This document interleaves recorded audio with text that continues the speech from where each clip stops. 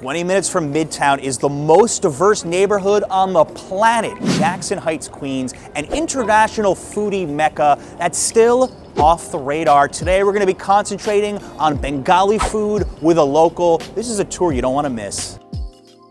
I don't need fancy food. Right. I want authentic, and if you want authentic food, this is where you go. If you want to come out from your comfort zone and want to try something new and try something cultural, authentic, then you should definitely check out this place. Smells just hit me the second you walk in. I love that. Like, oh, so many spices. So many spices, yeah. Especially my favorite section is right up here with lots of biryanis right here, different flavors. You've got the grocery store next door, and then you have the restaurant separated here. And judging by the looks of it, I think I'm the only person here who's not from Bangladesh. Yes, right. It's mostly, as I say, it's mostly Bangladeshi and Indian people love to eat here. Do you know how big the Bengali population is in New York City? Yeah, I guess in New York City, it around 75,000 of Bengali people. So basically they made it with some smashed potato, sliced onion, peas, carrots. It's a vegetable shingara, that's why. Let's try this. This is absolutely delicious. I know most of the people, whenever they think about Bengali food or Indian food or South Asian food, they imagine that it would be super spicy, but it's not all the time. We have utensils here, but you're telling me we don't need them. Yes, basically in Bangladesh, people used to eat with their hand because this is like, you will feel more connected with the food. So you just need to grab some of this chicken and the rice, make a ball, like a snowball. You're like making a snowball? Yeah, like a snowball. Yeah. Perfect. You definitely need some practice, but I think you're doing good. Look, after a month in Japan, I could use chopsticks like a pro, so I think I need a month in Bangladesh and some new experiences here for me in Jackson Heights. That's what it's all about in New York. Yeah, that's all about like stepping out of your comfort zone. It could be through a lot of things, but definitely through food. And people don't realize what you could find about 20-25 minutes from Times Square. Oh yeah, for sure. What's your favorite type of food in Jackson Heights? That's not Bengali.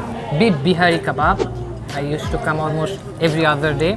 It's right over there. It's called Shahi Darbar. It's an Arabian food. I like that. This food's fantastic. Fantastic experience already. And we have so much of it. I don't even know how we're going to finish all this, to be honest with you. It'll take a while to finish all of this. So like almost every single business here is either Bengali or Indian. Indian, yes, correct.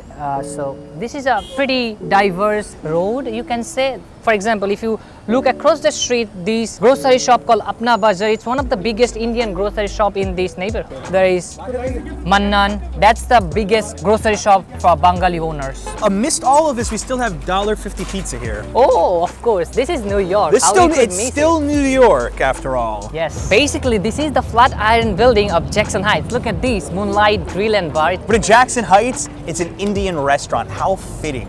Of all the street food I've ever eaten in New York City, this may be my favorite. Thank you so much. You guys are amazing. Oh, wow. It's so crazy. This puts a smile on my face every single time. For people who don't know what fuchka is, how would you describe it?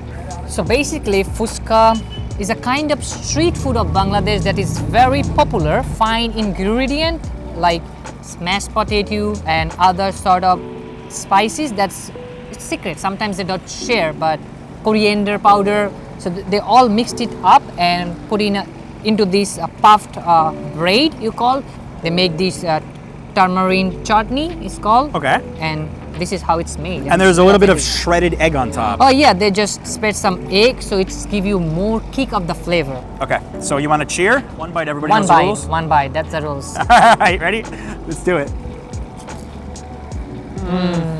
I love the spices of the chutney. Oh, it's so good. I think if you read our expressions, you can see how much we enjoy that bite. Right. It's just like flavor, wham!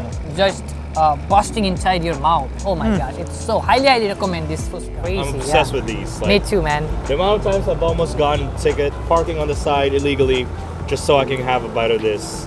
It's crazy. Definitely. Here we go.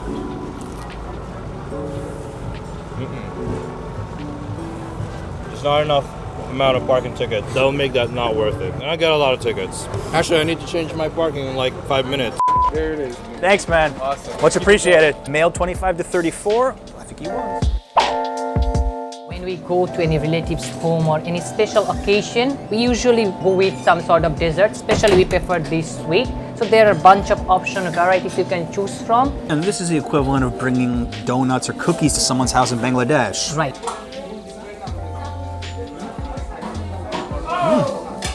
You know what I always notice when you eat sweets from other cultures and other countries compared to American food? It's not as obnoxiously sweet. It's like very subtle. Right. It's very subtle and it doesn't overpower you that much. Right. How important do you think it is having bakeries like this, restaurants like this to your community? It's very important because not only Bengali, as I mentioned, Indians, without this sweet, some sort of events are incomplete. In order to attend any events, like for example birthday or someone marriage, or you are going to a relative's house after a long time, this kind of sweets are very generous. And this helps keep your traditions alive overseas. Of course. And there's so many different cultures within Queens and all of New York City that have, there's Russian bakeries, there's Right. Indian bakeries, there's Turkish bakeries. I think a lot of people don't realize how deep the cultures run here and Right. how hard people try to keep those traditions alive, even if they haven't been home in many years. Right. It doesn't really give you the feels that you are away from home. So yeah, that's a good part of New York City. Oh, so good. You don't have to feel that intimidated. You're visiting New York, you want to come to a bakery like this. Even if you don't know what the things are, you can always ask. The people They're are very friendly. I think most of the New Yorkers are very friendly. It's not the reputation that a lot of tourists have of I New know. Yorkers, but I think it's because they think of New York as just Midtown Manhattan and just that madness. And that's the thing with Jackson Heights. I've never gotten the vibe this is a touristy area. At most, I would say it's an area for people that are like foodies or adventurous. Right, They want to right. try different cultures out, which I'm hoping if you watch this video, you fall into this category. Right. But I still think that your average tourist is never going to come here. And in a selfish way, I kind of like that because it maintains this charm, but I also feel like a lot of people are missing out. From my point of view as a streamer, I see that Jackson Heights is more popular for the tourists for the airport because they had to take the shuttle bus from To here. LaGuardia.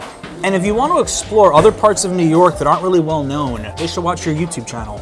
Oh yes, so basically I operate the New York City walking show. You can see the raw flavor of New York City, different neighborhood, different area, museum. So that's all about my channel. Subscribe, putting a card up here, well worth it.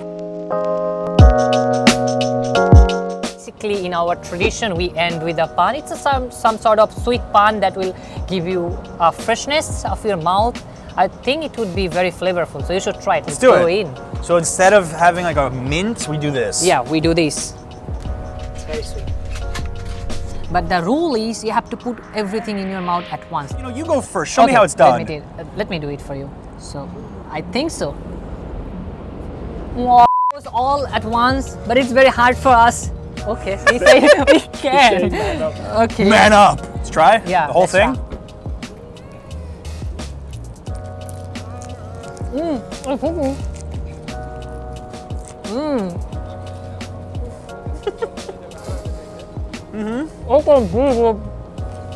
It's like my mouth is being cleaned. It's like a car wash in my mouth. It's like 20 breath mints at once. Ooh.